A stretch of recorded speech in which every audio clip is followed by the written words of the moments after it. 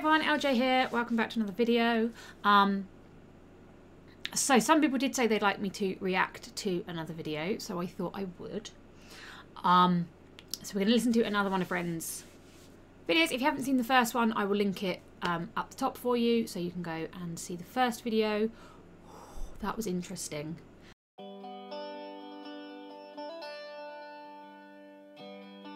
Yeah, that was interesting.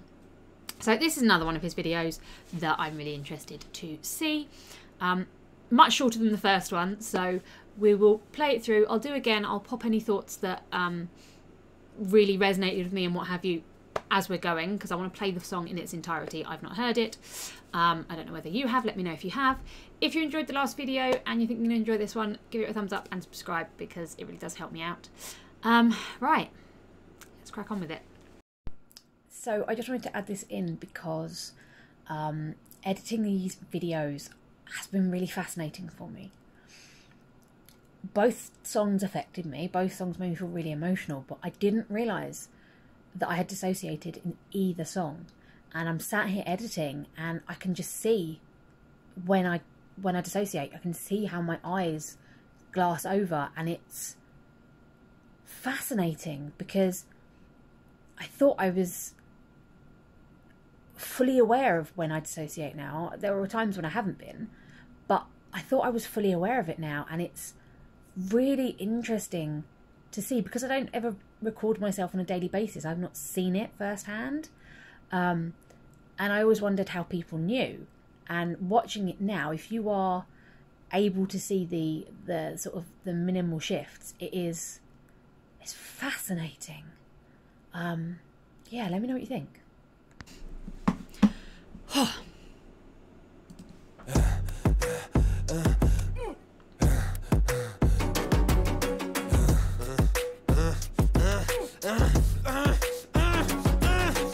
Hi Ren, thank you for coming in today. Thanks for seeing me. Looking at your file here, it seems there's a very apparent interplay with your emotional state and your physical body. Have you ever heard of the trauma response? I don't think so. Basically, our bodies can get stuck in a negative feedback loop. Our subconscious can repeat patterns from the past, which can have a pretty drastic downstream effect on our biology. Essentially, your mind is making you sick.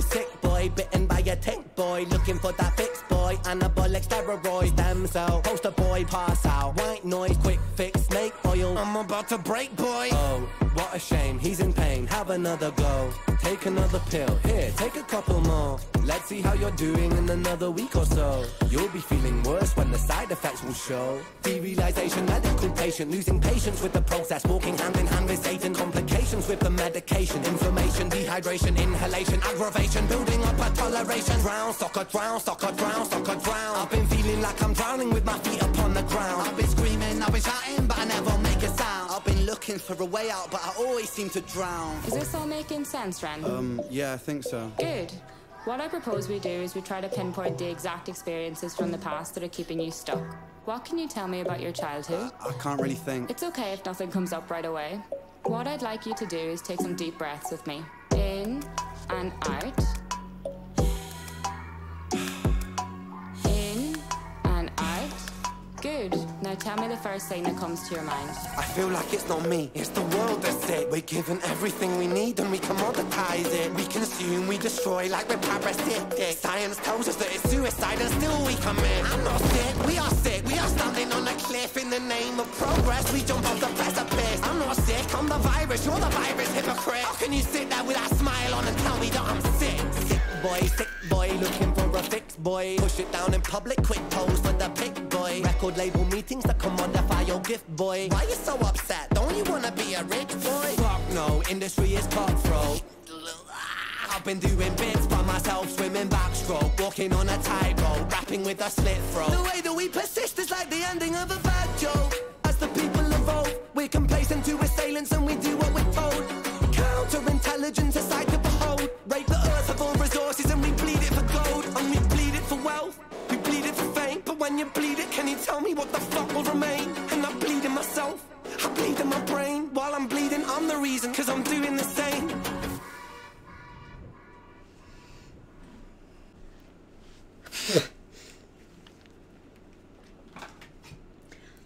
Now that one I can fully attest to feeling. Oh. As I say, he articulates things really, really well, doesn't he? I'm really hoping that none of you have experienced things like that. If you have, then I really hope that you are in a better place, or you are able to get some support for it. The support in the UK is there, but you do have to fight for it much harder than you should, in my opinion. So, I actually feel like that one has choked me more than the first one, just because, like, in the first one it was a lot more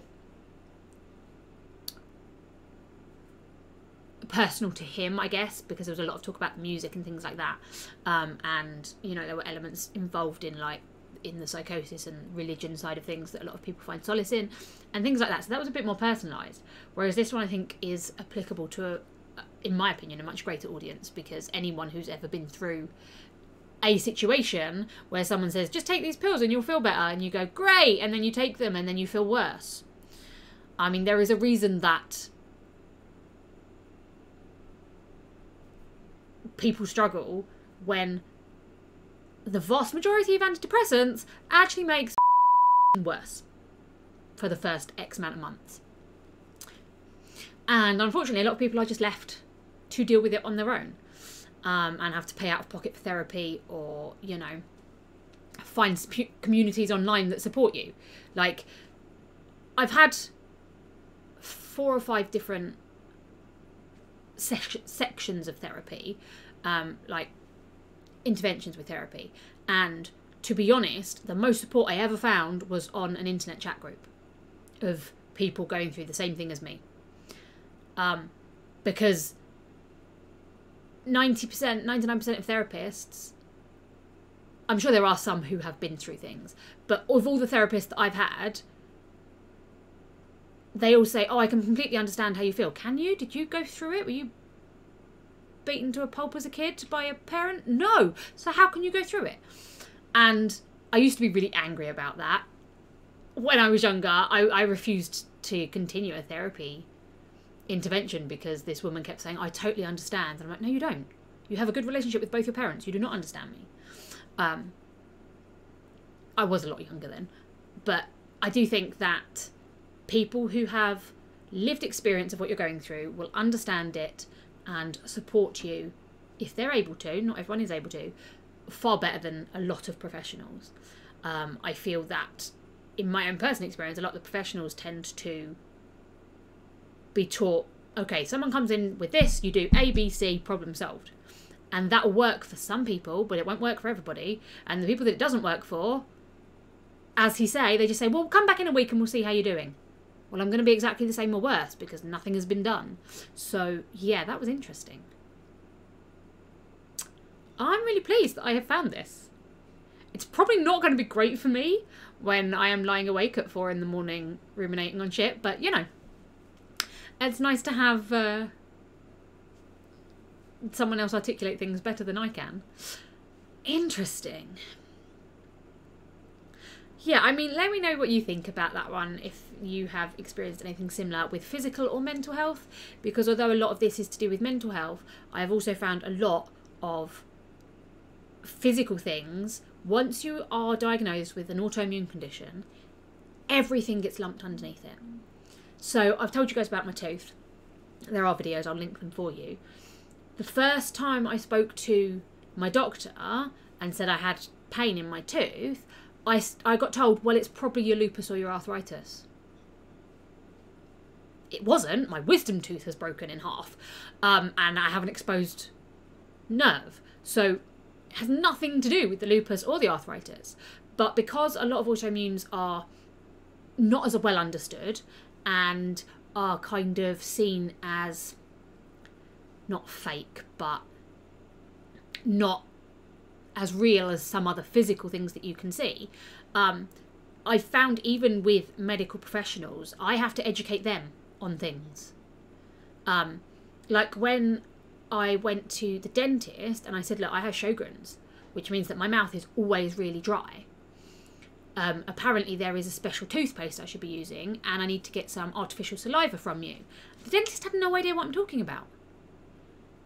And don't get me wrong, I know the NHS is underfunded. Let's not even go there. I'm horrifically grateful for the NHS. If I didn't have the NHS, I would probably be dead, because I'd be bankrupt. I do not have the money to pay for all the medical shit that I have to deal with. So I love the NHS, but they are so severely underfunded and undertrained, and I think that things where you can't see it are so much harder. Like, it takes the average diagnosis length for lupus is 7 years. 7 years, which is the average. I dread to think what the longest has been, because if that's the average, like, it's just, yeah, they're difficult, and I just wish there was a greater understanding of them, because I feel like it is so hard when you lose friends or family members who don't understand it. I mean, in layman's terms, let's be honest, I didn't know exactly what lupus was when it was first mentioned to me. I'd heard of it, which is more than some people because of things that I've been through, but I wasn't 100% sure of it. But you would kind of expect the medical profession to be. And like even in therapy, I've had, well, is that because of this, or is that because of your health conditions? And I don't bloody know. I'm not trained in this. So yeah, I think it's an interesting conversation, and I would love to hear your thoughts on it. So let me know in the comments. Anything you want to add to this one? Nope. No, we've still got the smug smile on his face. Anyway, thank you all for being here. Leave your comments below. If you have any other videos or similar things you'd like me to react to, then please let me know, and I'll see you on the next one. Loopy love.